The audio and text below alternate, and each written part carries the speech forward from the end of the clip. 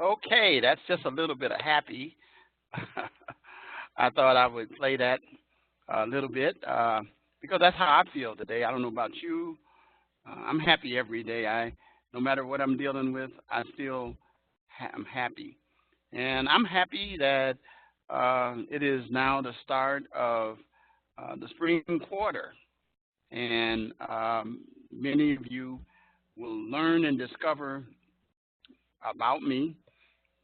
Some of you know me from other classes, and I'm sure that you'll understand that my goal is to make sure that each of you are successful.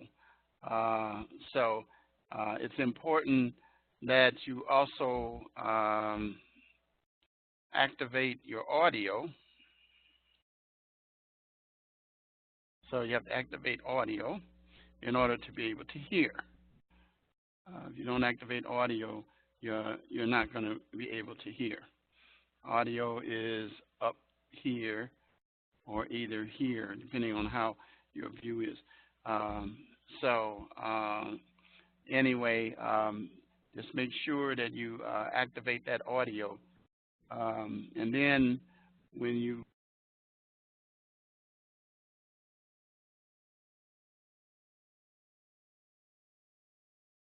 I'll see a little microphone in you're saying. Okay. So you want to make sure uh, somebody just activated it, and I am mute on entry. Everybody should, okay. All right, Sean activated. So Jose, I need you to activate. He can't hear me unless he activates. So again, um, yes. Oh, yes, I do. Yeah, welcome, Sean. I surely remember you. I remember you very well. That's a good thing, though. And so, yes, I sure do. I have a photographic memory, as I shared before, and I home in on names, and then I have students that I remember their names real well. Sometimes I remember a student's name because they had some major problems. But Sean, you're not in that category. I remember you from my other classes, and welcome again. Uh, yeah, yeah, that's good. So anyway, as I was saying, we're going to spend the next 11 weeks, and today I may go over the hour, and the reason being is because I spent a lot of time this first week going over the project because it is one of the keys to this course and making sure that you understand that. And then at the end, I'm going to give you an opportunity to learn something about me. Sean, you already know about that, about why I say adversity is a springboard to success. But I'm going to share that with you guys. So those of you who've heard it already, you can bear with me um, through that. That'll be at the end, though. So let's get started right now. And right now you see something that should be very familiar to you. And what you see is my instructor information. I give my phone number, and that's my cell phone. Now, look at this little writing under it. This is critical to you. And trust me, when I say it, I mean it. I respond quickly. I respond quickly. Students can feel free to call me, text me, or email me any hour of the day except the 25th hour of the day. Now, I have had some students to try to figure out when that is. And I told them, when you find out, call me, tell me, and I'll give you, if you can reach me the 25th hour of the day, I'm going to just give you an A at the very beginning. Okay. It's got to be the 25th hour now. If it's not the 25th hour, it's not going to happen. So you figure that one out. I'll just give you a clue. I was taught there was only 24 hours in a day, but maybe in this new generation, maybe you got something that I missed or need to bring me up to speed. But anyway, if you call me, text me, email me, I will not answer you the 25th hour of the day, and I will not get that message. Now, I will say to you that if you text me, two things I need to let you know. Number one, include your name when you text me, because all I'll see is your phone number and the message. But let me know what class you're in and your name. And then sometimes, depending on what you're asking, I will turn around and call you, because I don't hesitate to call students. And sometimes students will text me and they weren't expecting a quick response and they're at work. Like I had one today like that. And I told that student, call me when you get off then, but don't be surprised. And it can happen late at night, and then sometimes you'll leave a message, and then I will get that message and then reply to it early the next day. Because I don't like my inbox full of information, and I don't like my phone crowded, so I respond quickly to text. So I'm one of those faculty members that you're going to discover who is very accessible. If there's a student who does a review at the end of the course or at midweek, mid-quarter, and says that I can't reach the professor doesn't return my calls, the deans are going to say not true, because they know my reputation, and all of my students know my reputation in terms of that. So now let's get into the requirements here. We have a rubric in the course that we're going to be using, and I'll introduce that to you in a few minutes. But these are some things to remind you that you are required to conduct research for all papers. That means that the sole source of your papers should never, ever, ever just be the textbook. And don't rely heavily on the textbook. Ideas to help you to learn things by using the information and researching it. But you will lose 2 points for failure to conduct research, and you'll see that in the rubric. All written assignments, I said all, not some, should be in APA format. That means citations in the body of the paper and references at the end. Now, there is one assignment that will not require APA references, and when we get there, I'll let you know. But you can forget that for right now. Just think about it, that all assignments should include citations in the body and references at the end. You will lose also a point for not providing a cover sheet, because the APA requirements are 3 parts. APA requires citations in the body, references in the end, and the cover sheet. And then I provide you some helpful resources which you can take time to go through and look at that are very beneficial to you.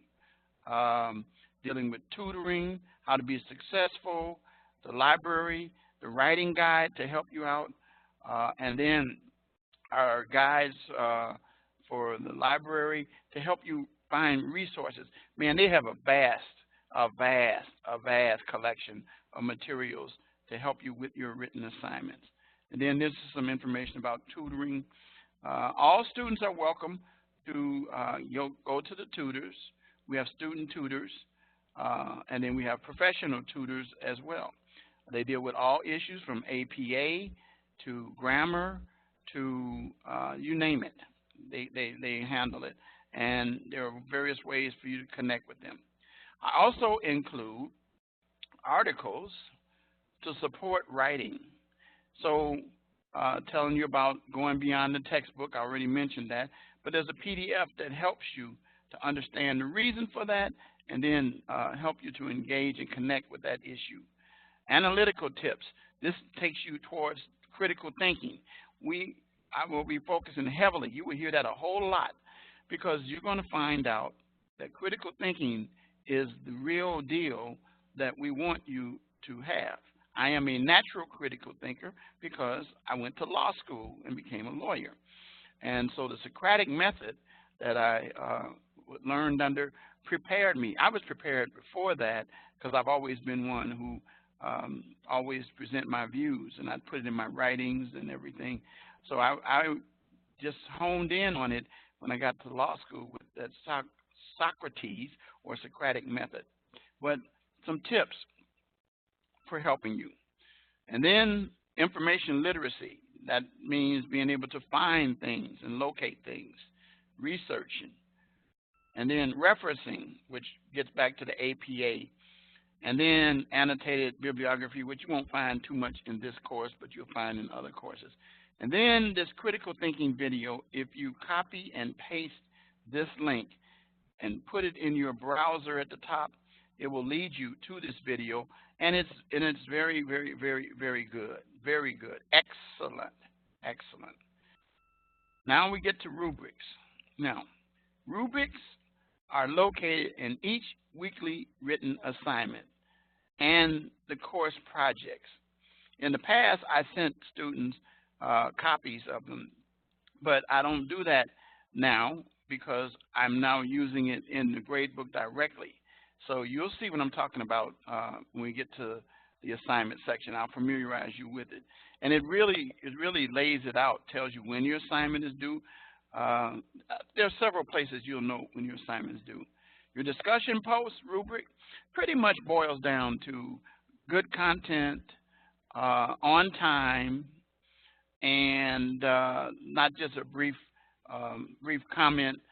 And then I encourage you to get them in on time. As you know, or should know, or will know, that at this point, most of you should know that initial posts are due on Tuesdays, 7:59 p.m. Central Standard Time. And then the reply post is due on Saturdays, 11:59 p.m. Central Standard Time, with the exception of week 11. But you don't have to think about that because it'll come fast, but it's not here yet. So, and so I encourage you to reply to more than one student because it makes the discussion forum more interesting. Also, it helps you to connect with your classmates. Since you guys are all over the country, I got students from Florida, Minnesota, Kansas. I have some New York. I've had some Alaska.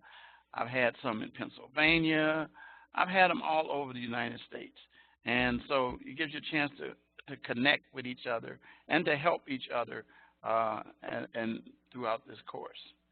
So here's the schedule for the lectures. Today is what we call the open house.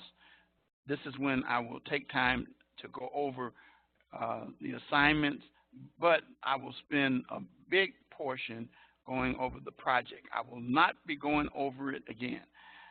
Students that ask me about the project after that, I tell them to go back to week 1 and listen to this comprehensive open house because it gives extreme details on it.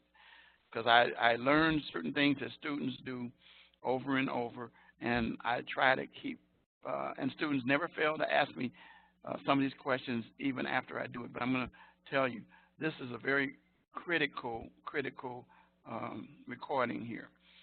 And so the lectures will take place 8:30, as you know, Central Standard, and end at 9:30. Tonight will be probably the exception, but most of the ones will end maybe an hour, sometimes even less, beginning next week.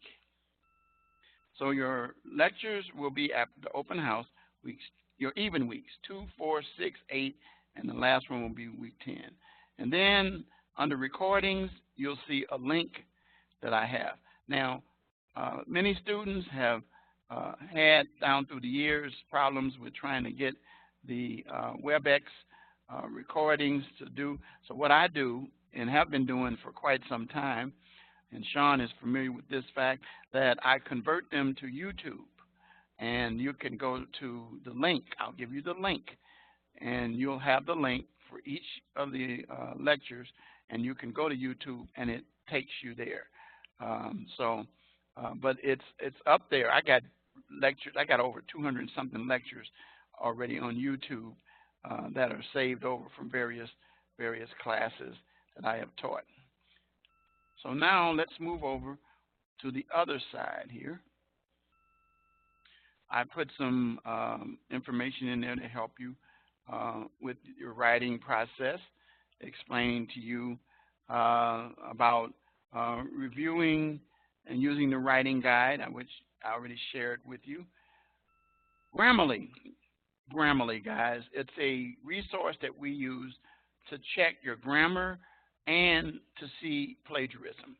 Now, what the system does is it determines that you didn't have enough critical thinking, or that you use a large portion of a resource that you discovered from your research, resulting in not enough critical thinking. That's the heart of this whole program. I mean, and actually it's something that you get in the habit of because your employers are going to be looking for critical thinkers as well. So we encourage you to run all of your papers, with the exception of discussions, through Grammarly, and to check the box. There's a box that you can run it through, but if you don't check the box for plagiarism, it won't tell you. If the percentage is higher than 10 to 15%, and you see that, then you should do something to lower it. How do you generally lower it? By adding more of your analysis, more critical thinking concerning your paper. Sometimes people take content out and then they miss the requirement for the number of pages that is necessary to do the assignment. Clearly, assignment will say 2 pages, and I've seen students give me a page or a page and a half. And so it's very important that you do that. And then the writing lab, if you want to use that, remember there's a 48-hour turnaround. So if you submit something to the writing lab, if you submit it too late, it's going to end up being late, and then I'm not going to accept the excuse, I have submitted it to the writing lab late. I'm not going to do that. You're going to need to submit that early enough, and then make the corrections that the writing lab tells you, and so forth. And that's pretty much the writing process. Then down here, again, reiterating APA. There's a guide specifically for APA, and it leads you to a video too if you want to see, and you'll be able to learn a whole lot. There's a sample APA paper showing you how references and in-text citations work, and then some APA formatting information. So we provide opportunities to help you. And then there's a one-sheeter in here, which I won't click on, but you can click it and download it or print it, and it'll give you some fingers to help you. The new grading box is not new now. It was introduced last quarter, and many of you already know about that now. So now let's take a look at our announcements. Let's start with the welcome. The welcome lets you know who I am a little bit. You also saw something in the student lounge, pictures and stuff about me as well. But this announcement will be up most of the quarter. Tells you to check the announcements regularly. Tells you to post in the student lounge just at the beginning of the course. And then I sent you a welcome email, and you need to check your course mail regularly. And then the syllabus. Now, I'm going to go over the syllabus in a few minutes. So you should have read it, but I will go over it with you in a few minutes. Your calendar. Oh, I can't tell you how important the calendar is, because the calendar gives you a schedule for all assignments. All the way, right now you have every due date in the calendar all the way to the very last day, which I believe is June 15th. But at any rate, you have that. Then there's a section for general course questions, which if you put those in, those under the discussion section, you'll see a tab that says general course questions. Those are questions not personal, but questions that anyone can answer, including students.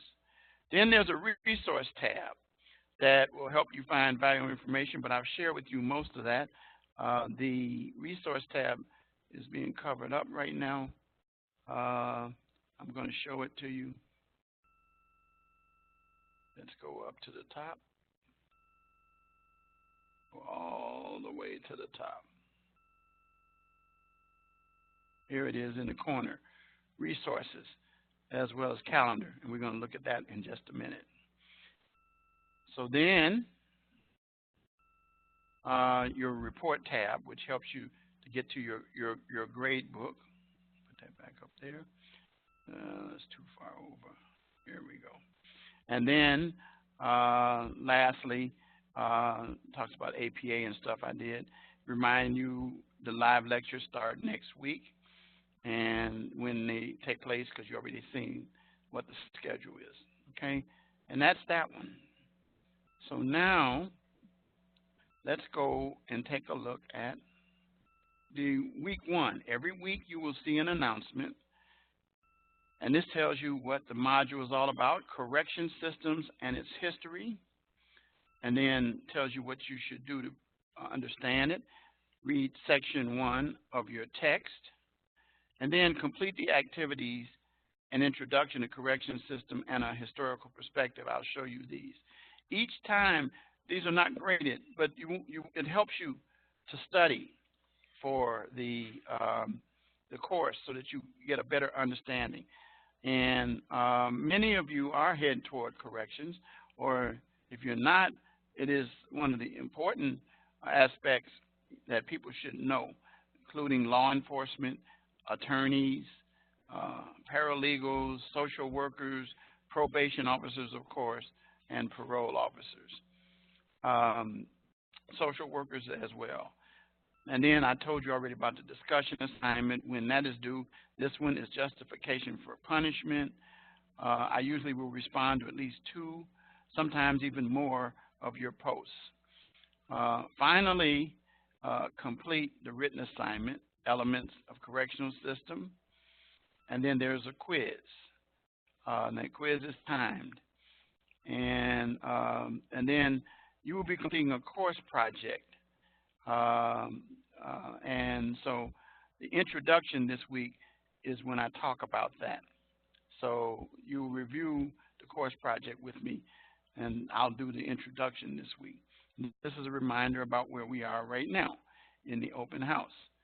And then the last thing is I encourage you to start strong and finish strong. And then my motto, which you'll see in every announcement during the week, for every one of the weeks, adversity is the springboard to success, and I will share that with you in detail. So now let's take a look at the course calendar.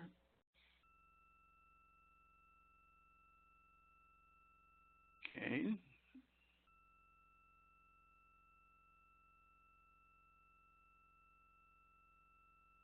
Okay, there it gives you your assignments. And some of you in section 1, some of you in section 2. And you got the same calendar, identical.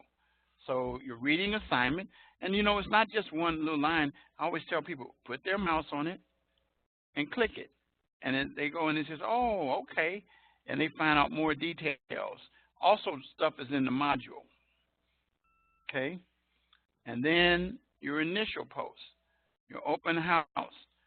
Again, every time I have live lectures, people say, what's the link? There it is, again, right there. Okay? And then your reply post. And then your written assignment. And then your quiz. And then here it says, course project introduction. Some people think that's an assignment, but it really isn't. It's something that I'm guiding you and helping you with. And when you see this open house, you'll say, oh, I'm glad this happened. And so then that'll go on.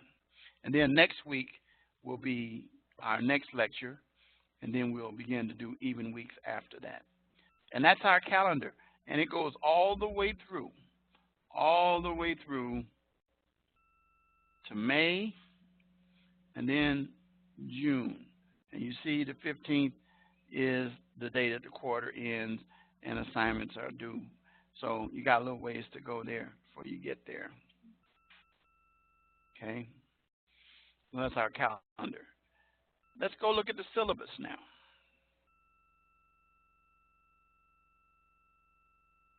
Okay, so now with the syllabus, it gives my name, phone number. It gives my email.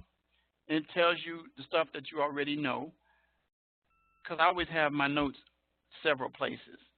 Here, as you saw it on the course homepage, then you'll see it further down when we get down here. It tells you what the textbook is, and I already talked about discussions, so I'm not going to spend time on that. We've already discussed that. The due dates as well.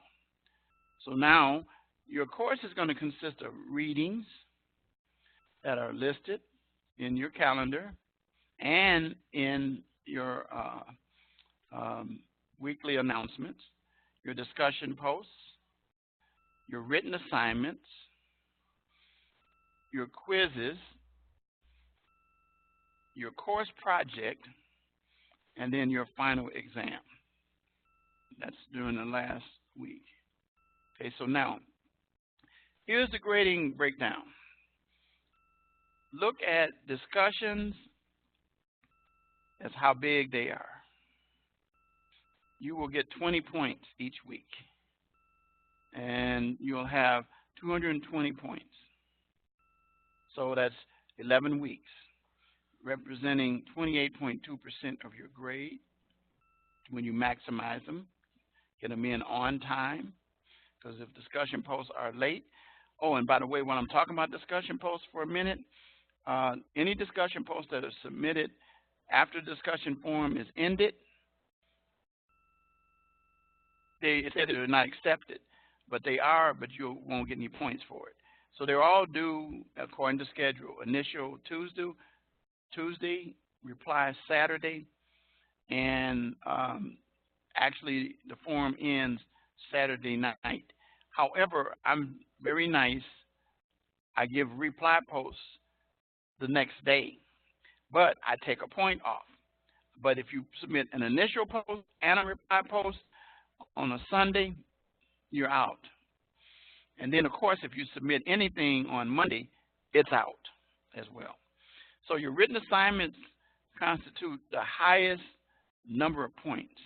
So it's very important, 39.1%.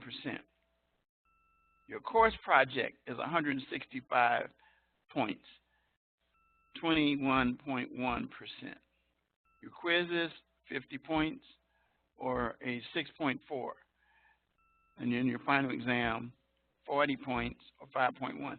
Be aware that all of these work together to make a difference between a B, a C, and sometimes even a D and an F. Okay, now, I'm going to make this announcement, and Sean already knows it, and all your students who are in here that have been in classes of mine before, you know this. My goal is to get you to A. The lowest I want to get you to is B minus. Now, anything below B minus, such as a C, I haven't had a student ask me how to get a D. They definitely haven't asked me how to get an F. But I will not entertain this question. Email, text me, call me, or any asking me how to get a C in your class. No answer. I'm not answering that because I don't have to teach you how to be average. I'm teaching you how to be above average. I'm teaching you how to excel. My expectation is the same that was placed upon me, excellence. And, you know, there are people going to say, oh, yeah, but you don't understand my circumstances. Listen to my story at the end of this before you make that judgment call, and you'll be quiet after that. The point of the matter is that I don't produce C students.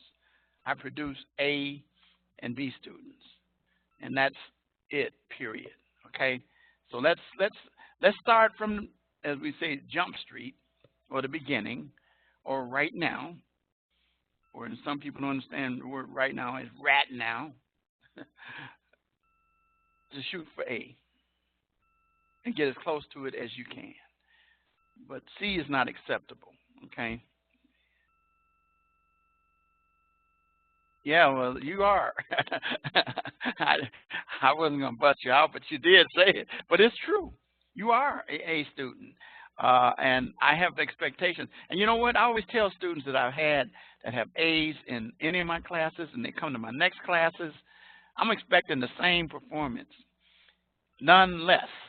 I'd be very disappointed in a student who is an A student who starts to do work less than that. I really, and you know, so that's my little thing there. I say this: I'll give you all the tools, I'll give you all the opportunities to help you. But you know what I tell people? You can only help those who want to be helped, and those who want to be successful will find a way. All right. I almost said something I say on Sundays. I'm a pastor of a church. I almost started to say, let the church say amen. But anyway, anyway, that means, and so it is. That's all it really means. Anyway, the point of the matter is that it is so important. I expect excellence. So now let's talk about something that's real important that we do here at this school, and all professors should be doing it, but I'm speaking for me, and you're in my class, so, you know, I'm going to give it to you the right way. No pun intended. Yes, it was. A pun is intended. You'll find out I have a sense of humor, too, at the same time. But at any rate, we've determined that there are some important skills that employers are looking for in employees. And those skills will transfer from education into employment opportunities and success in school, and then success in your professional goals. So let's talk about them very briefly here. The first one is communication. Critical, important, I mean very important, and mucho importante. That's close to my Spanish I can give you on that. It means very important. But anyway, communication is your all, and that's written and oral communication. I taught a course. I think, Sean, you were in it. Were you in my written and oral communication class that I taught, J122? I think you were. You were in another class. I think you were in that one. Am I right? Yeah, I think you were too. That's where we had to do the police report. You remember the class that you had to do the police report for the final project? That was that's a class. Yeah, that's it. And so it's important that you're written, and I stressed written communication to the students in that class. I stressed oral communication. I stressed to them how they had to be accurate, and that how even grammatically, and I demonstrated how even little minor errors, a defense attorney, and I gave them some examples of how I made police officers, just lose their cool in court. That was my job as a defense lawyer, and because the report was sloppy, even had wrong dates, even had impossible dates, like April the 31st, and I gave my little thing about that. Anyway, I won't go into that. But anyway, communication, written and orally, is important and essential. And you must be really sharp, because your reports are going to be, if you're in law enforcement, you're going to write various accident. Your reports are going to end up in court as exhibits. Your reports in criminal cases are essential to the success of the prosecution's case. You're going to deal with parole. You're going to write reports. Probation, you're going to write reports. Social workers, you're going to write reports. In all aspects, you're going to deal with written and then oral communication. So that's it. Critical thinking, I've already kind of talked about that, so I won't spend a lot of time on that. But my favorite by far topic is critical thinker. And when you become a natural critical thinker, you will You will excel. I promise you, you will excel. Digital fluency. Oh, buddy. Everything's digital. Everything's, I remember when I came out of law school in 78, 40 years ago, there was no computers. We didn't have it. We just did pen and paper and all of that. I even did research manually. But now I teach online. I had a 68-year-old, May 3rd I will be. I'm fluent. I can do things that some of my students don't. I had to learn the different modes. I had to learn how to use Angel when we were using Angel. Then we transferred to Blackboard, which we're in now. I had to learn how to navigate and operate those. I had to learn how to use digital textbooks and appreciate it. First I didn't, but I do now. And the importance of digital fluency. Guys, you're going to use that. You got digital cameras, body cams. You got cameras everywhere. Everybody and his mother and grandmother and auntie and uncle, cousin, and neighbor and friend got cell phones with cameras on them. And so everything is digital. It's all digital. I remember going to take a picture, take it to Walgreens or to someplace and have them develop it. You don't have to do that anymore. I mean, if you're going to like blow them up or do something that's different, but you can actually take a picture and it shows up. I got this phone right here. This is a Note 8, and I got a bunch of stuff on here, pictures. I got over 3,000 pictures, and I got a good memory on it. But the point of the matter is that digital fluency is critical to today's society. Diversity. You're going to work with people from all backgrounds, all ethnic groups, all religions, all sexual preferences. You don't have to agree. You don't even have to adapt to their style, but you do respect them. And that's one of the things I stress in criminal justice, especially as we are under attack right now, seriously, because there are too many issues happening with law enforcement, especially dealing with minorities and dealing with people from third world countries and other situations, and not operating in. There needs to be a whole lot of teaching, and we'll talk about this during the course of the next 11 weeks, dealing with mental illness and, not being so quick to use our gun. I was a police officer 4 years, and I pulled my gun several times, bunch of times, but didn't never fire it unless I was in the practice range, because I didn't have to. I used my skills for de-escalation and talking to people. But diversity is so important. You're going to work with people from various cultures and backgrounds. Respect them. Then you're going to work teams, of course. You're going to work with people in all areas. People in all disciplines are going to be valuable to you and your careers. And you start doing that in school so that when you get to other areas, I had, for example, cases that I won because I talked to a mathematician. I talked to a scientist. I dealt with the medical examiner and things like that, things I didn't understand when they mentioned something like, I'll just throw a term out, medulla oblongata. Okay, well, that's a technical term, something about the head, brain, and all that. But anyway, I'll ask them, tell me about that, explain that to me.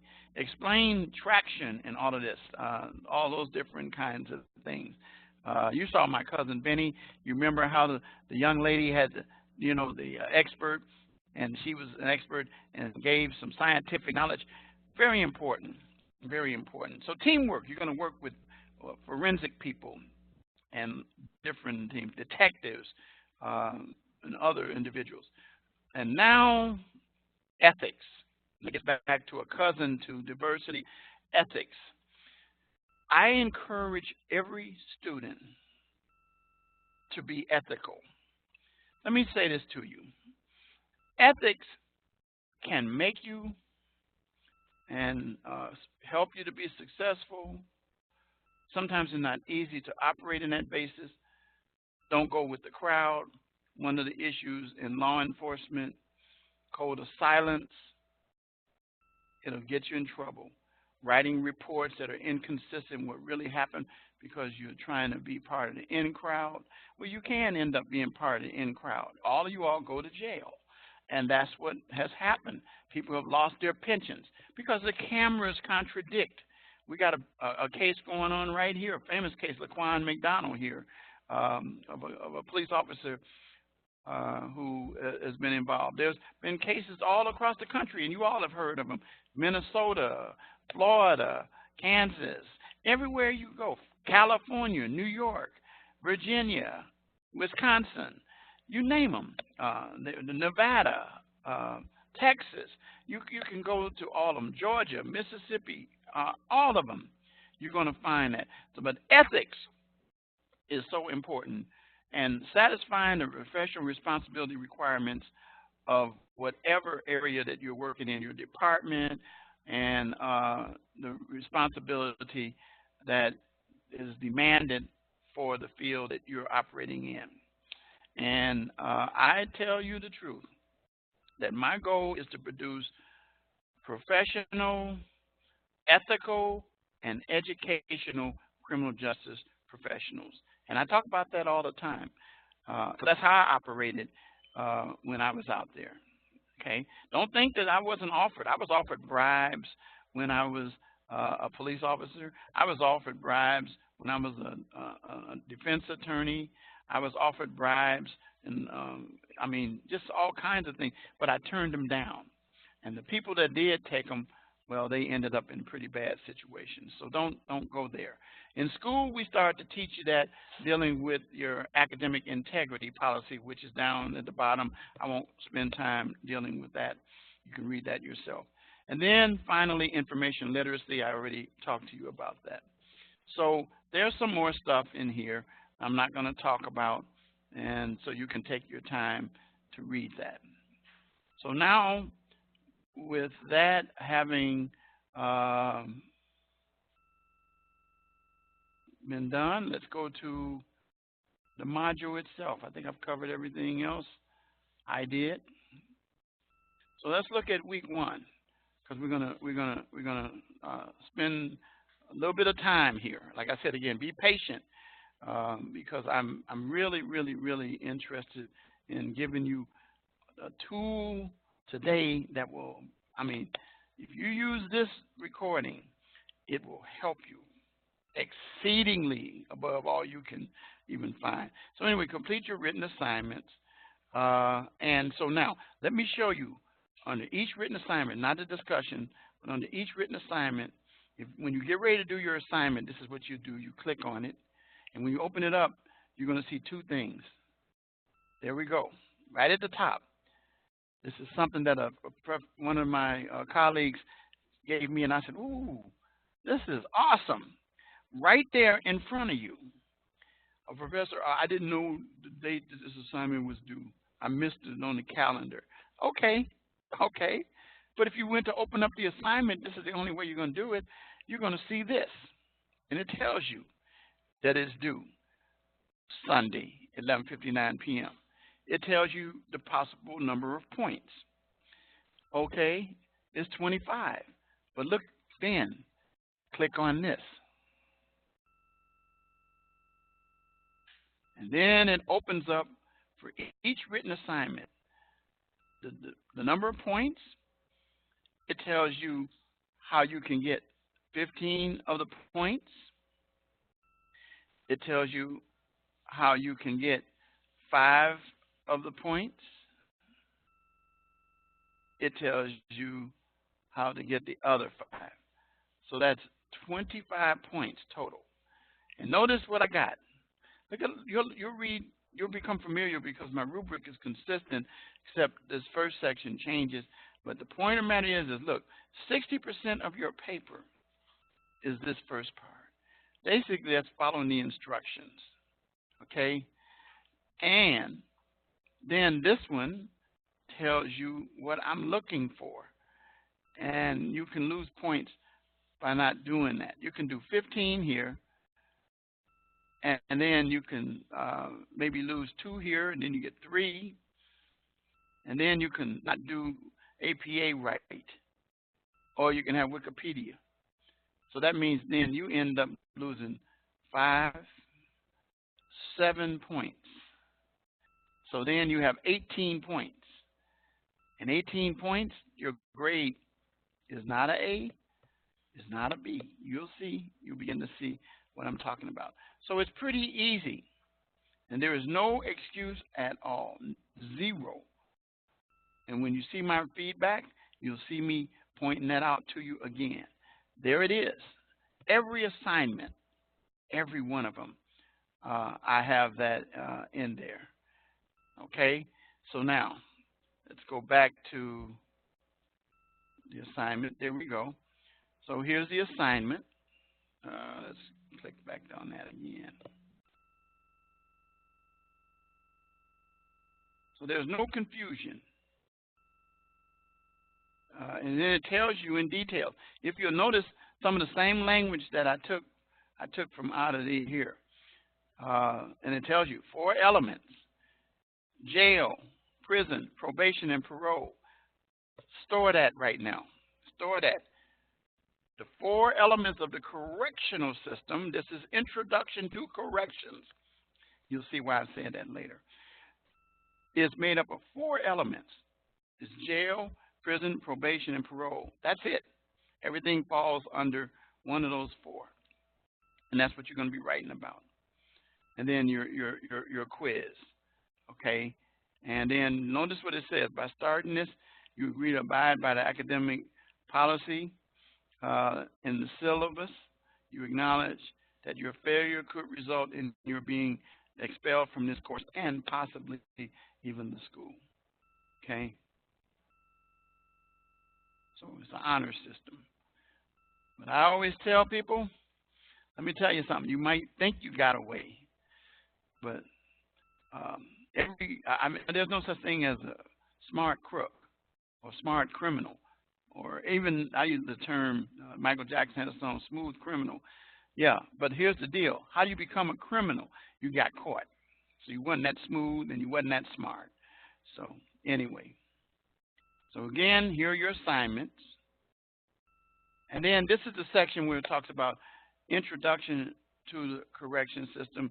And I'm not going to go over these, but you can sit down, and I recommend, don't just scoff these. Go over, take time to read them, you know, and you'll learn things that will help you.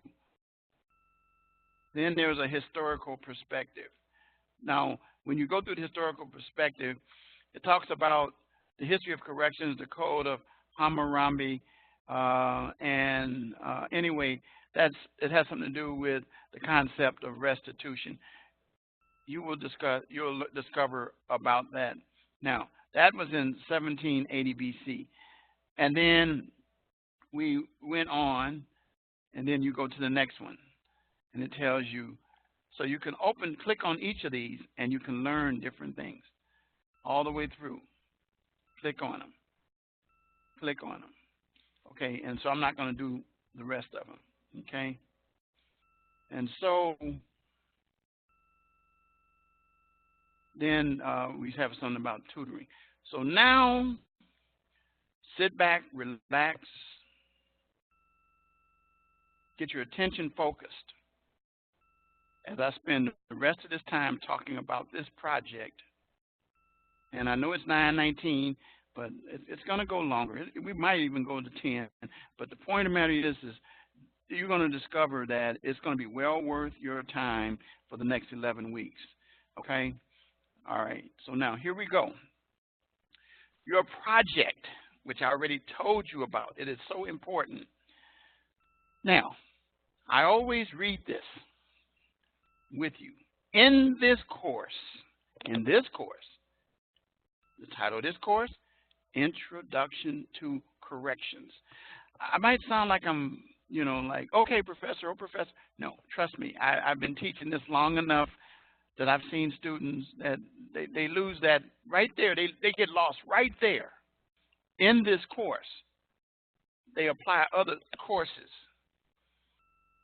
It says, you will select you will select one of the four components of the correctional system. Now, the four are what I mentioned to you in your written assignment for week 1. Probation, parole, jail, or prison. Now, hear me, hear me, hear me. It is important that you understand that if you pick a agency that's outside of this, you will get a 0 for that agency. I want to do one on law enforcement.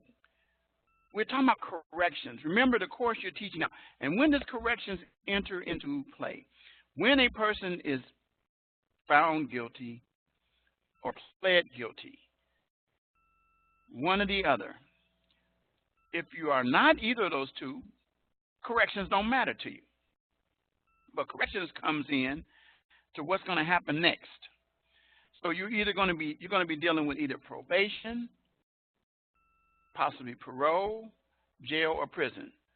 Probation is when you don't go to jail, but you have certain rules and regulations. And by the way, each week they're going to be dealing with each one of these, so you're going to have a chance to deal with them. But I'm just giving you a little taste. Probation, you don't go to jail. You end up having a chance to serve your time under supervision of the court and the appointed probation officer to oversee you and give you an opportunity to do things that you could not do if you were incarcerated. Parole is almost like probation, except you've served some of your time and then you've been released to finish the rest of your time into society. So it's like an early release. And so it gives you a chance to serve. You maybe served about maybe 70 to 80% of your time, but you got 20% more. You're still under supervision of the court. That's parole, and you're assigned to a parole officer. Jail is when you are incarcerated and you're either awaiting trial or you've been sentenced to a crime which is less than 1 year that your sentence could be.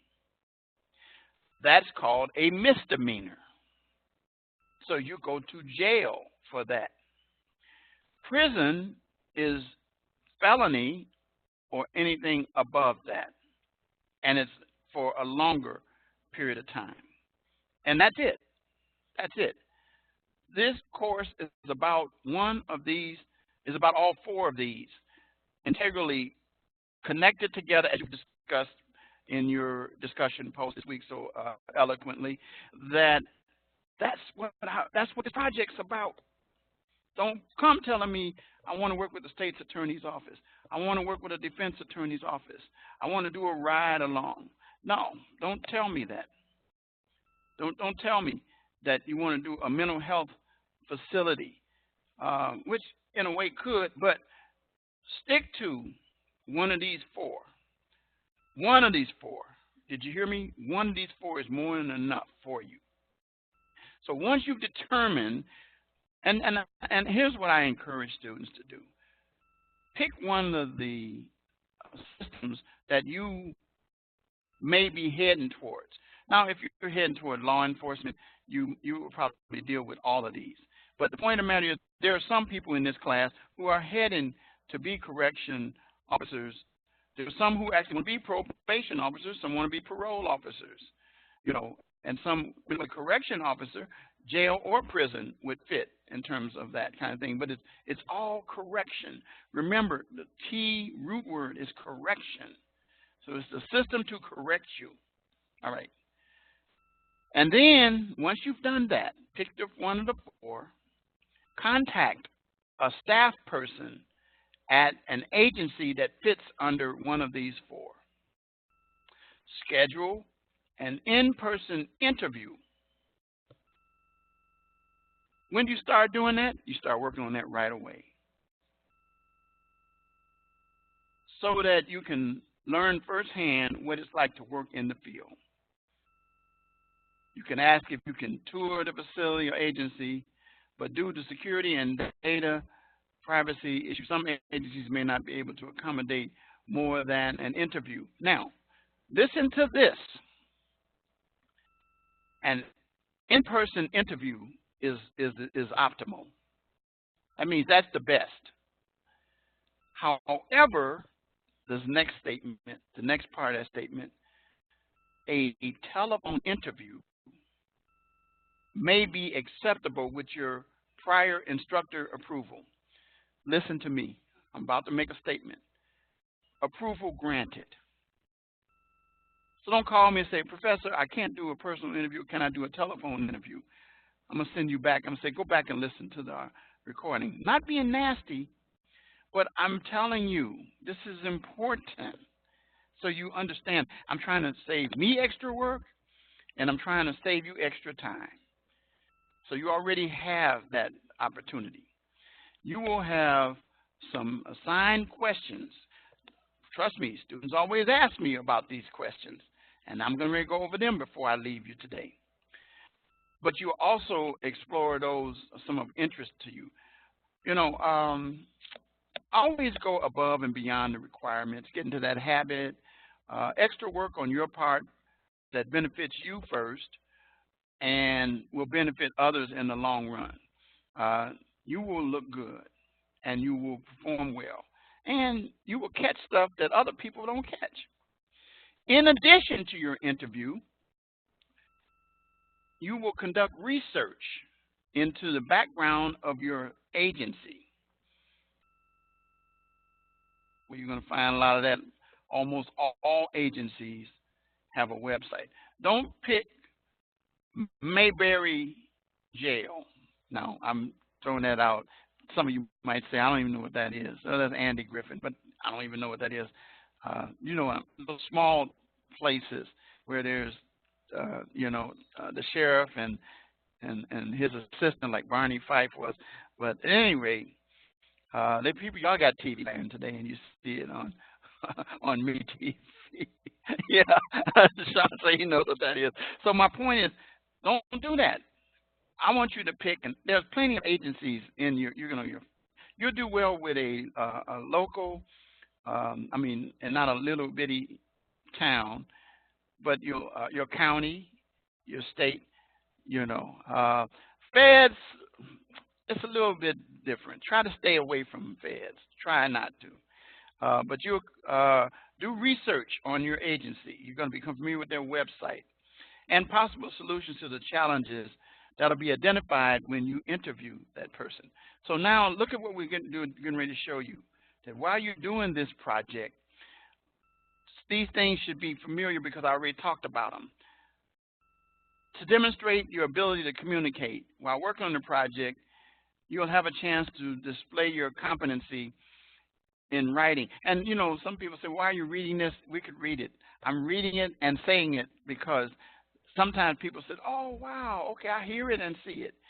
Reading, it says, while working, you will have an opportunity to display your competency in your writing. Remember, I talked about that earlier. Written, reading, and oral communication skills. Hello, somebody.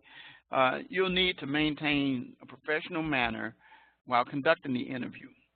So don't go dressed in flip-flops and beach stuff. And if you're in Minnesota, I'm not worried about you doing that.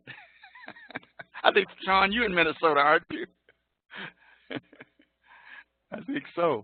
But if you're in Florida, I might, I've had a few students that do that. But I think, yeah, I know. I thought so. So anyway, the point of the matter is that you will be demonstrating grammatical sentence structure, punctuation, spelling in your final review. Again, it's stuff that we hone in. It's what's in your rubric. See what we're trying to do. We're making you really good. Okay. There are many resources available to help you. And then I repeat, it's in the resources tab, but it's also on your home page in the course. So dealing with diversity and teamwork is one of the other. Is through your interview questions, you develop a better understanding of working collaboratively with people of various backgrounds and perspectives. So you're gonna learn that as well. So now here we go with the due dates. Now, pay close attention to this timeline. It's in your calendar, it's in your announcements, but here it is in one place. Your final project is due week 9. Week 9. There will be individual assignments that are due based on the timeline below. Notice week 1. It is not highlighted. So you know what that means? It's not a written assignment.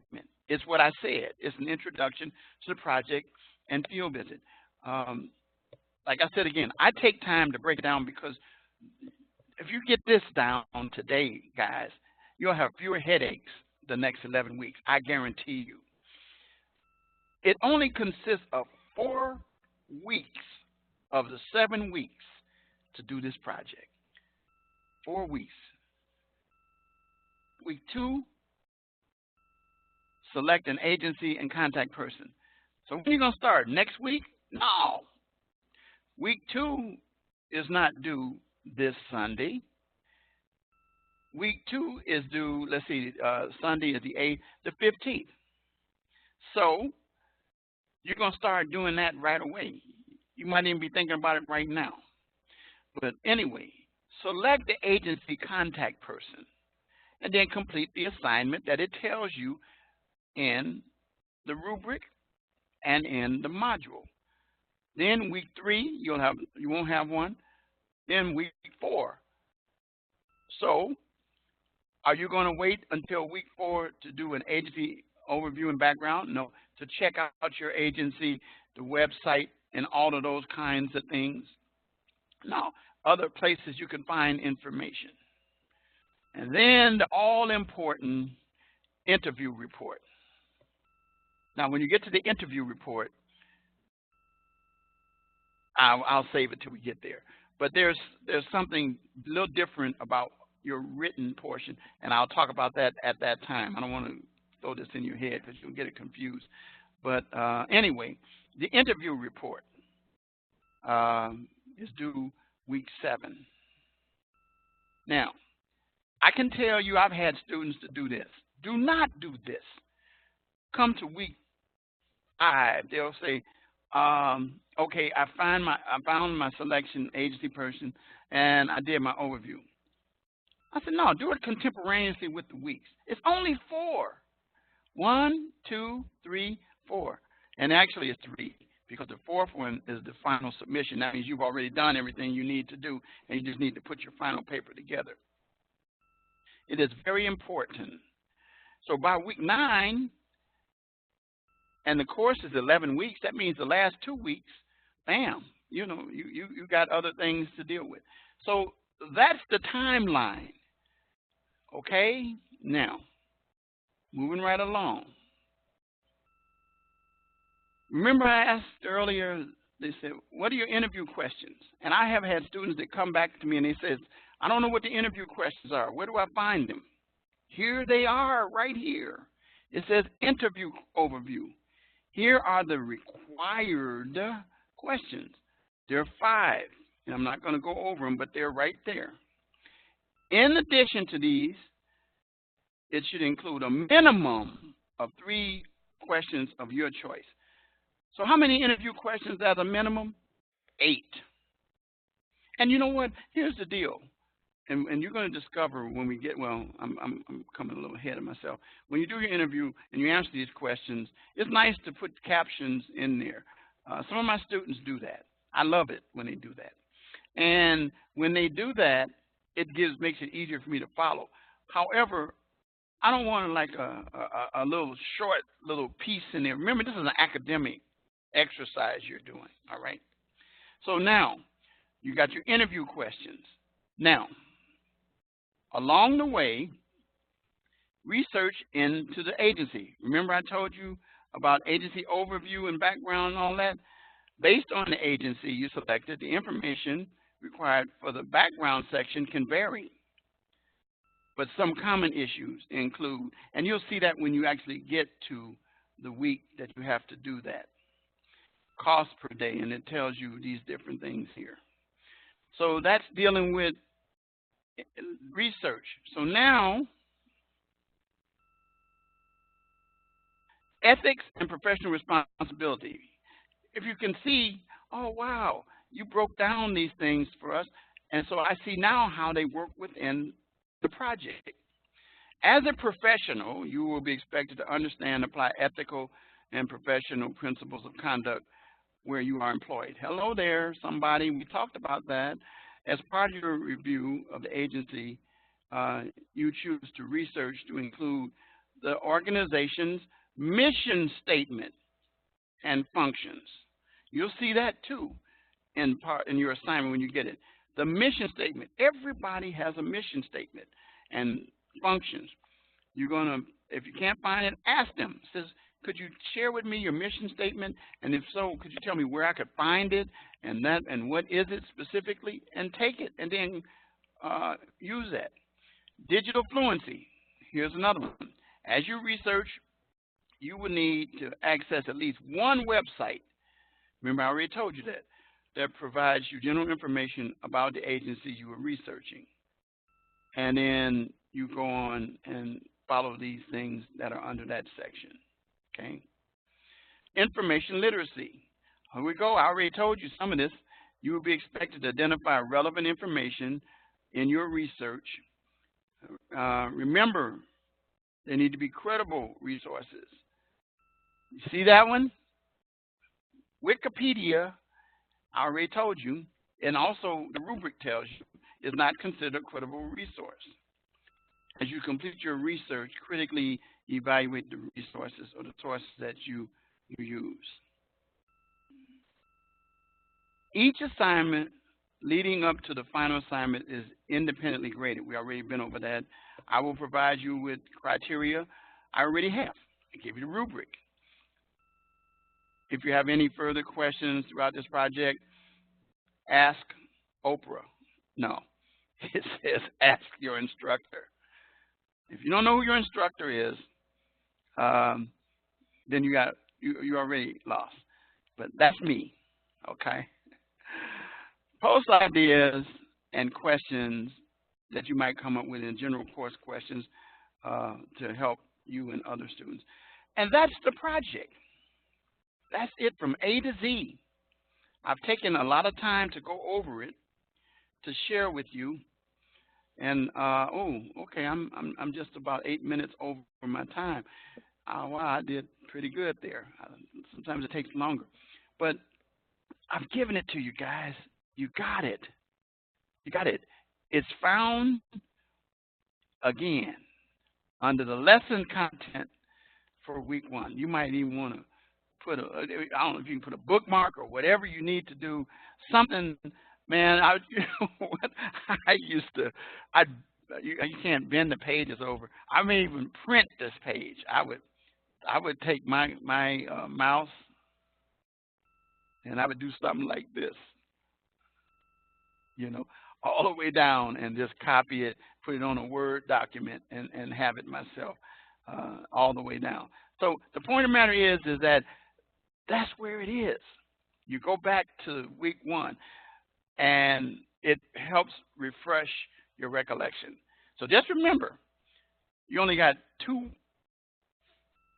week 2, week 4, week 7, and then week 9 to get it done. That's it, man. It's not, and it tells you the length of it and all of that by the time you get there and all of that. But you shouldn't be worried about the length. You should just be worried about completing the assignments contemporaneously. So that's that.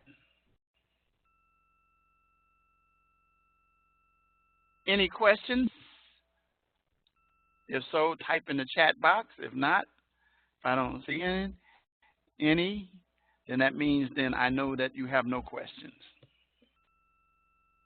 Okay. Anybody else? Any questions? Don't be embarrassed if you ask a question and I already answered it. It's okay. This is the best time to do that right now. Because let me tell you something. There's somebody that says, oh, I got that. You missed it. I live in Florida, but can I research about someone who works in New York City? Okay, I need that. You put that privately. Don't make all your type all your things openly to everyone. But the answer to the question is, I'm going to ask you the question. Do you think you will be able to gain more? Man, there's so much in corrections in Florida. Golly, I got students. There's plenty. There's plenty in Florida. I mean, that's up to you. But I'm going to make a prediction that I had a student one time that wanted to do corrections assignment in another jurisdiction, and they were right here in Illinois.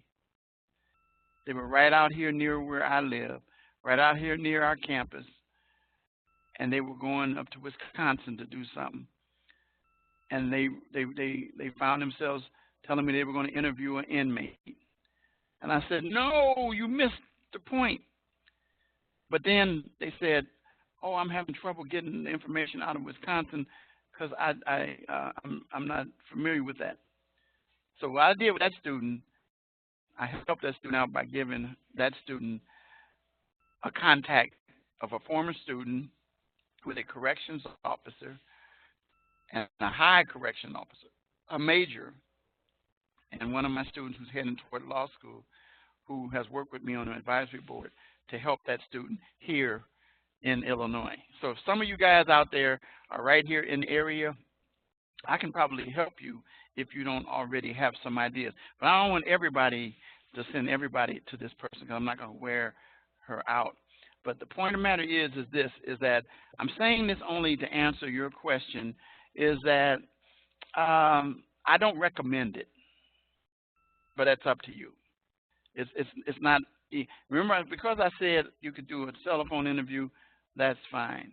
But as far as finding information, a lot of times you can find more information in your home state than you can. And Florida is pretty big. You're talking about you live in Florida and you want to deal with New York City, New York City corrections. That's up to you. So, any other questions? Okay, yeah, but okay, you are moving to Vegas in June. Guess when you finish this course? June 15th. Your project will be due week 9. So that's before all that. And you're not going to New York. You're going to Vegas, which is Arizona. So anyway, I'm just trying to get you to think about, so you can make your own decision.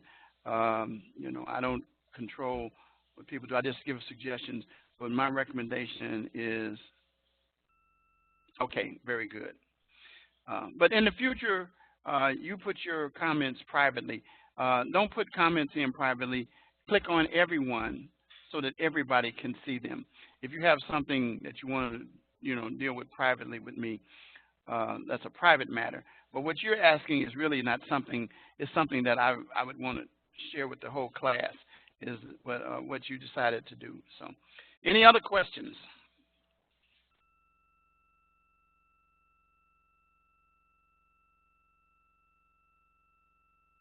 Doesn't seem like any. So let's do this. Bear with me for the next few minutes so I can tell you why my motto is adversity is a springboard to success. Your professor, when he was 7 years old, lived in a tough part of the city of Chicago, the west side of Chicago, where it was pretty tough. And people, there were gangs. I mean, it changed over into gangs. It wasn't like that at first. It was actually a primary Jewish community, and then it changed over. Well, anyway, by 1957, it started changing. I had been living there about 7 years. My mom and dad let a man come and rent a room in their in the apartment building we were living in, living right with us. It turns out that this guy and my mother got a little too close together and were having an affair. So Memorial Day of 1957, my dad confronted him, and the result ended in a fight. The fight ended up in the bedroom where I was sleeping, a 7-year-old, my 5 younger sisters. The light was turned on. The man took out a knife and stabbed my dad in the forehead. And then he ran out. Well, he got arrested. Then a few days later, I saw him back in the house, and I was confused. But I would find out that what happened is that, and I found this out years and years later, because I'm only 7, that my mother was in love with this guy and basically said my dad was the aggressor and that the man was defending himself, which was farthest from the truth. I can tell you that right now because my photographic memory, I can close my eyes and I can see that room. I can tell you the color paint and everything. But never was called as a witness or nothing because it's too young. So anyway, he ended up living in the house with us. And he used to beat my mother after that. So from 1957 to 1962, in that house, I witnessed numerous beatings. I mean, some serious beatings with a baseball bat. I'm talking about with his fist, and he was a big guy. And my mom, her face was so disfigured that you couldn't tell who she was. I used to see her get beat like the movie What's Love Got to Do with It, where Ike Turner beat Tina. And I saw that on a regular basis, guys, on a regular basis. And I would have to rub my mom down with witch hazel, which to this day, if you put witch hazel in front of me, my eyes will start running, not because of the smell, but because of the flashback. So anyway, my mother he would be arrested, and when he got ready to be released, yes, she would be right there to go get him. So I know all about the cycle of abuse and domestic violence and all of that stuff because I lived it. Then later on, I ended up teaching it, but and then working it as a police officer. But at any rate, we finally moved from that area because the gangs got pretty bad. There was the Vice Lords and Cobras. But here's something that happened. The Vice Lords and Cobras were opposing gangs. They agreed that I was not to be touched by either of them and to be protected because they knew what I had gone through. They also knew that my dad was gone and killed. They also knew that I was the only boy. So they didn't want anything to happen to me. Now that was when gangs had, they really, that's how they worked. And they didn't bother me. But my mom nevertheless said she wanted to leave the area because it was still pretty bad. So we left and moved to Gary, Indiana, left our apartment building, which my mom and dad had owned, and moved to a single family house. And this man moved with us. His name was Webster Scott. And when he moved with us, it was by the time we moved, 2 more girls that had been born, and he fathered both of them. So we moved to Gary, and no beatings took place because another aunt came and spent a lot of time living there with us, and she was pretty tough. She packed, and I do mean packed. She was like Medea, Tyler Perry's character. She carried guns, and she didn't take any stuff, and she wouldn't hesitate to show it. She owned taverns. She knew people in the mob and all that stuff. So the guy was cool. He ain't try nothing then. But then she left in '63, just around the early part of May, and she went back to Michigan, where she was from, with her husband. Her husband was there. She was staying with us, and he was still there. And after she left, Memorial Day of 1963, my mom left with him to go to the restaurant. She had a restaurant in downtown Gary. Told me to watch over the house and the kids. And so I woke up early the next morning because there was smoke all in the house, and I uh, um, opened the door and opened the window to let the smoke out. I opened up the oven, and there was some barbecue that was still left in there that was smoking. Well, someone had come in to turn on the stove and left out. I saw the car pull away with my mom's car in it, and that he was driving it, and that was it. So there was nothing. I noticed. I said, okay. I went about my day, took care of everybody. My baby sister, who was still being breastfed by my mom at that time, was taking care of her. The day went. Sometime in the midday, two gentlemen came to the door and produced badges as they were from Gary police officers, and they announced to me, as the oldest, that my mom had been found dead in Chicago. I started yelling, "Scott, Scott, Scott!" I lost my cool, but then I looked around, and I could see my sisters, and I said, "Oh God, I don't have time to react." So I had to make sure I took care of them, and then notified my aunt, and they came and got us and took us to Chicago, in the south side of Chicago, in the Chatham area, and we stayed at her house. She didn't want us there. She was trying to figure out what to do with these 8 kids, and they were even thinking about splitting us up. But the aunt that had stayed with us before came back, and she said, "No, I'm not going to have that. I'll take all 8." And she then took her husband, and they had a house built for us in an area of the Morgan Park, Chicago, south side, called Maple Park, and we moved into that house. This was 64.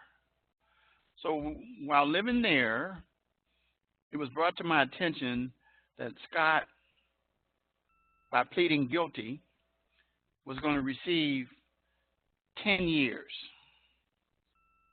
10 years. But it was quickly brought to my attention that 10 meant 5, that he would get a day for a day good time. And further, that if he behaved himself, that they would chop off and he would end up serving 3.5 years. And that's ultimately what happened. One troubled 14-year-old, Richard Wright. And when I get troubled, I start trying to talk to people. The old rule in the house is you don't talk about what happens in the family outside. I violated that because I had to talk. I had to find out. Nobody was telling me anything. So I finally came upon some people or person that said to me, "That's just the way it is, young man. That's the law." I said, "The law?" "Yeah, the legal system." "Legal system? What's that all about?" They said, it's lawyers that handle that. So I said, "Okay, what about lawyers?" Well, I went to school and I always learned that if I wanted to learn something, I go to the library. And I went to the librarian at my school and asked her, "Did we have a book on lawyers or attorneys?" And she said, "We have one little book." I said, "May I check it out?" I did. Took it home. That night, I stayed up all night reading that book. It was about 100 and something pages, but I read it from cover to cover. The next day, anybody I met, I told them, "My name is Richard Wright, and I'm going to be a lawyer." It was in me. There were people who came to me in the family, including the aunt that didn't want us at her house, that said, "No, you're shooting too high. You're not going to be able to do that. You don't have what it takes." I was told that. But see, the way I am is when you tell me something I can't do and I know it's something positive, I'm not going to spend my energy telling you, I'll show you. No, that's wasted energy. I teach this by my life. I took steps to get closer to my goal. So what happened is I proceeded to go on to high school, graduate. And by the way, while I was living with my aunt, her husband, the one from Michigan, we didn't get along. He put pressure on me to try to get me to accept his last name. I said, I don't want to do that because I want to carry on my dad's name. So we didn't get along. And then I would find out there was another reason why I really didn't like him. And I found this out years and years and years and years and years later, that he assaulted my sisters while they were kids. Pretty bad situation, guys. So I ended up graduating from high school. Some friends of mine that I had met at the church in the neighborhood there, the Methodist church, they talked to their mom and asked if I could come and stay with them for a while. And she said yes. So I stayed with them. This woman had a lady friend that she knew who was a secretary to a big law firm in Chicago, downtown, and got me a job working in the mail room in that law firm. And then I started taking classes at night in a junior college. It's called Loop College. Now it's called Harold Washington City College of Chicago. I didn't have a car. I was on the bus and the L train studying. I carried books because there were no digital books, none like that. I would have to be at work at 8:30 in the morning, and then I would get out of work at 4 and had to be in class at 4:30. I was carrying 3 to 4 classes every every semester at that time. But I stayed on the dean's list.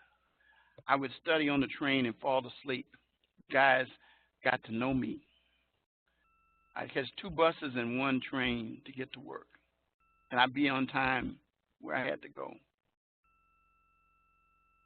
Then I got married right away, which complicated it even more. And then within a year after that, here comes one child, then here comes another. So here I am placed in a situation where I'm doing all of this and still moving forward. It was tougher, but I wanted a family because of the situation that I had been in.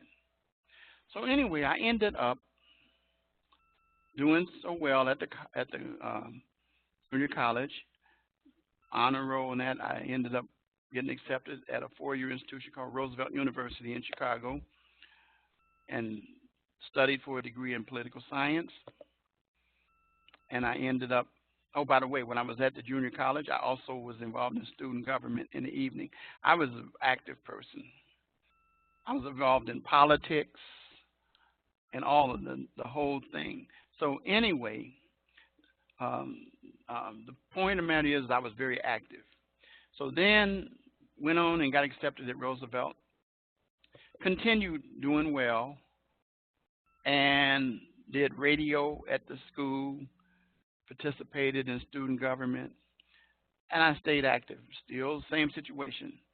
By this time, by the way, I had left my friend's house and, of course, was living with my wife in an apartment with 2 kids. We at one point just had a mattress on the floor for each of us, and that's how we slept. We had boxes for a table. We used the refrigerator that was provided with the unit. Food was sparse, but we still continued moving forward. And then it came time for the LSAT. And by this time, I had been promoted at the law firm from a messenger to a file clerk.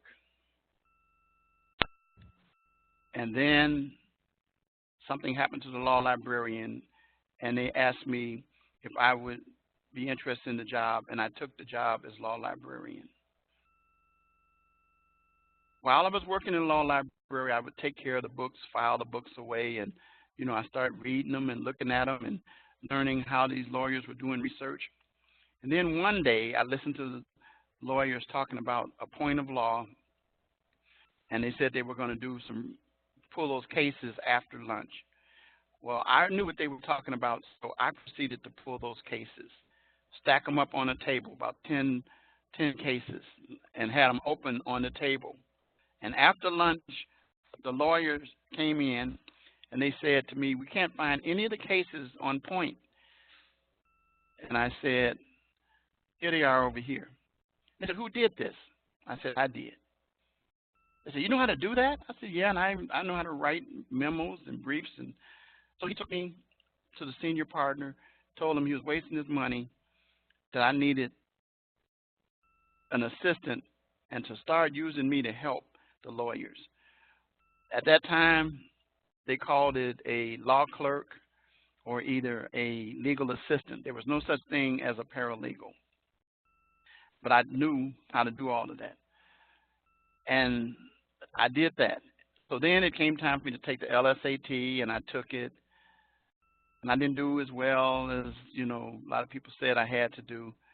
But I had my eyes set on one school, which was contrary to the rule. The rule was you select a minimum of 3 schools. So you had a backup. I said, "I'm not doing that. I'm going to Northwestern." Northwestern, not an easy school to get into. It's a very good law school. I said, "Yeah, I'm going there. I'm going there." Many of the lawyers at the big law firm I worked for had graduated from there, and some from University of Chicago, some Harvard, Yale. But anyway, they were on that same level. So guess what? I put together my application. Application is usually about 6 pages long. But when my package was sent, it was like this thick. It was extremely thick. It was in a box. And I sent it over by one of the lawyers who worked there and taught there as a adjunct professor. And I got a call from the school asking me to come. They said they don't grant interviews, but they want to see who was behind all of this. I had provided information about my life, what I had gone through, samples of my writing, things I had researched and written about that I still hadn't been a lawyer and the lawyers would write about, or law students. And as a result, they saw me, they said, "Wow, we are happy to accept you as a student," and they did. And I got accepted into the law school. When I got, and that was in '75, when I got accepted into the law school and started my classes, immediately ran into a big financial burden because the first year of law school at Northwestern, you could not work. Your load was so heavy. It was like nothing I had ever gone through. And I was doing all right with it, but then my ex-wife at that time, who was a teacher, was the one working. But then she lost her income because they went on strike. Well, then all of a sudden, I had no income for the family. The lights went out. I was studying at the house, and we used candlelight. We would eat using cans of beans, and it was just something. But I still did it. We sent the kids to their grandmother, her mother. But we studied, and we made it through. Well, anyway, when I was going to quit, there was one of my instructors, named Joyce Hughes, professor, had just come there from Minnesota, University of Minnesota graduate. And she came near, and then, I told her, I said, "Joyce, I can't take it anymore." She said, "Come to my office." And when I sat in her office, she stood in front of the door and made me promise that I wasn't getting out of that room until I decided I was going to stick it out and that she was going to be there to support me and encourage me. Well, I did, and I graduated in the 3 years. She's still my friend now. She's there at the law school. I go back and visit her even now. But the point of the matter is this. I stuck it out, guys. It wasn't easy. I had all kind of adversity. I had come from adversity. but I still used it, and it kept motivating me. So while I was in law school, one of my classmates' dad was a distinguished criminal lawyer. He invited me to go to his house for dinner with a couple other lawyers, law students then, and we sat around his table and we talked. And then after they left, it was just he and I, his wife, and his son, but he sent his son away, and I told him about my story. He said, I had heard a little bit about it. Could you tell me the whole story? And I told him what I had gone through as a kid. He says, you need some help, closure with this. So he says, I'm going to help you by taking you over to the criminal courts building and having them to pull the records so you can see exactly what happened. And that's when I really learned all the legal things that happened. He also gave me some advice. He says, you want to learn this, you probably have a tendency to want to prosecute. I said, well, I don't know if I do. I'm not sure. He says, be a defense lawyer. Defend murderers. Defend robbers. I said, well, I can defend almost everybody. I can't do rapists, though. He says, okay, I understand that. So I ended up taking him up.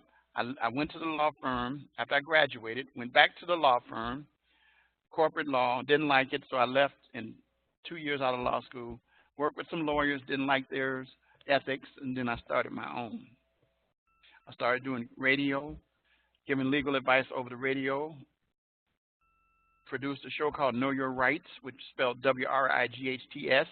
My law office was W-R-I-G-H-T-S, or 974-4487. So I started doing all of this.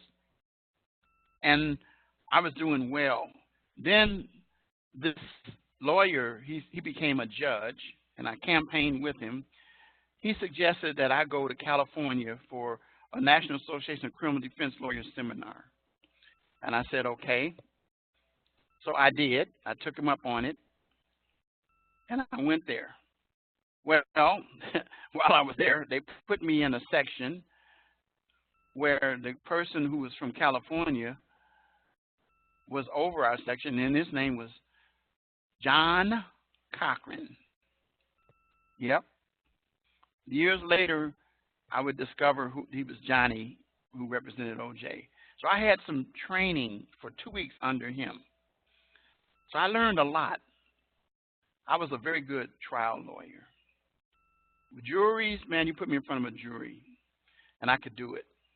And so then I ended up taking it up on that, becoming a criminal defense lawyer primarily.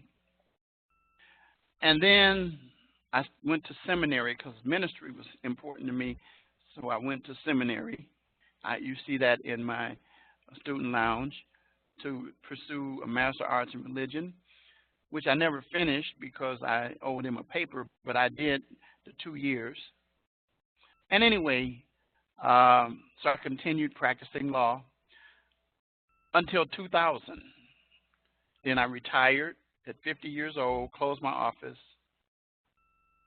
and, well, no, before I closed my office, let me say this. I became, in a town that was pretty corrupt, the village attorney. And then I said, I need to carry a gun. They said, no, you can't carry a gun, only police officers. So I said, well, could I be a part-time police officer? They said, sure, you could go to the academy and take the classes. So I did, a little at a time, until I had enough hours accumulated to become a part-time police officer. I participated in drug raids. I never wore a uniform. When I was in drug raids, I wore, you know, like my jacket and the cap backwards and, you know, bulletproof vest, all that stuff. I had a Glock and I had a 38. But I had my badge and all of that. I was certified by the state. And then I became the village prosecutor also for ordinances that were violated. And then the chief was taken down because of corruption. And then a new chief came and he checked me out and found I was clean and asked me if I would work his internal affairs division as an investigator, and I did. So I did that from 89 to 93. So then In 2000, I retired to pursue a career in ministry. I started running a janitorial company for a company called Service Merchandise, which I was responsible for 26 stores in Illinois. And then I started doing closings for title companies where people were refinancing their houses. And then I started teaching special education, dealing with behavioral disorder kids and other students who had learning disabilities. And then I decided to go back to school at 53 to prove to kids.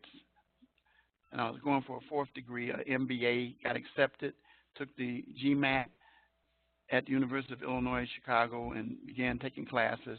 I was doing pretty good until I was in a car accident. And then I didn't finish it.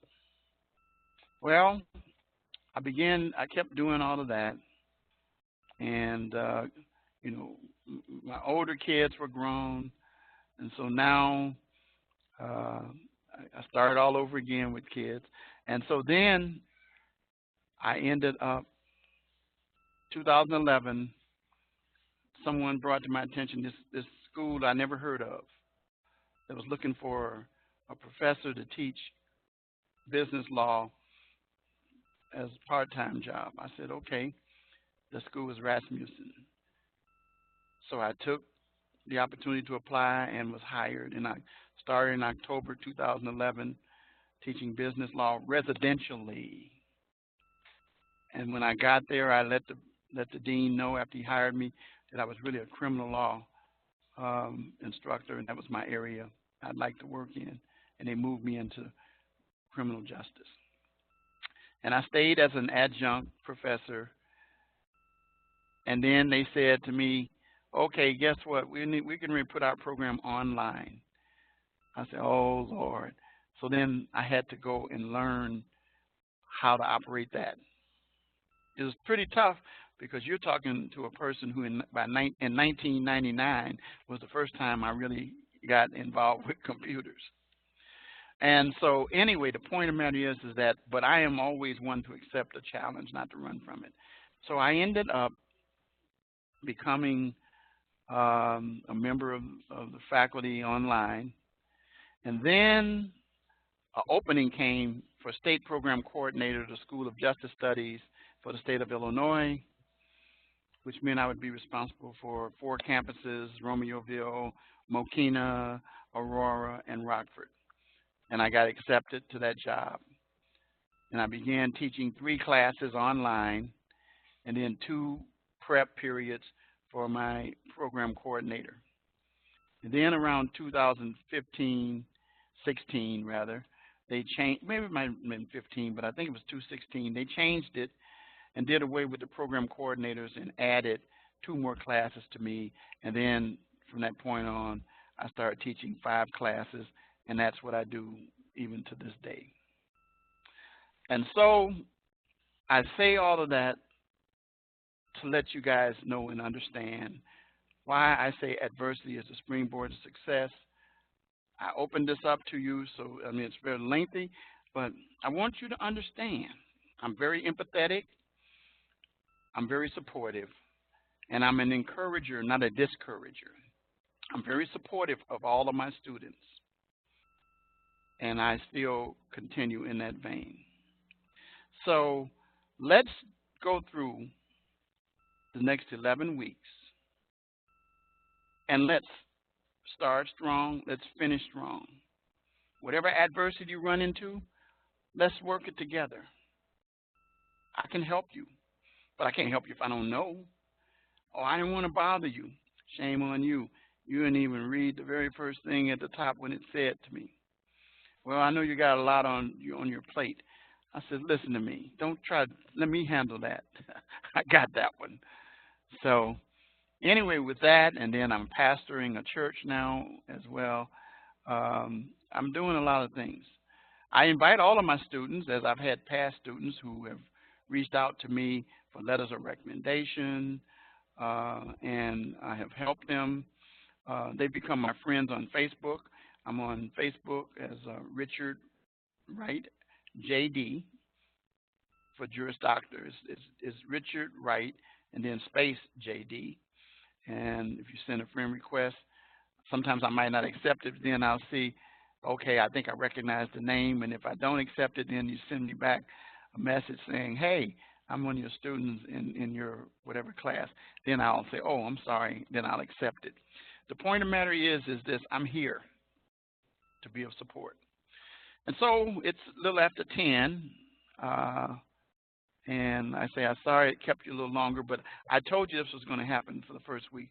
The rest of the lectures will be probably less than an hour, because I will not go over the project like that. I will not give you my background, and I will just go over the assignments to let you know what you need to do, answer questions, and then give you some points that are in the module that you will need to help clarify the assignments and the material for the topic for that week. So with that, I'm going to say good night to each of you. Thank you for hanging in there, and I will see you guys next week at the same time, 8:30 p.m. Central Standard Time. So I'm going to say good night to each of you. Thank you.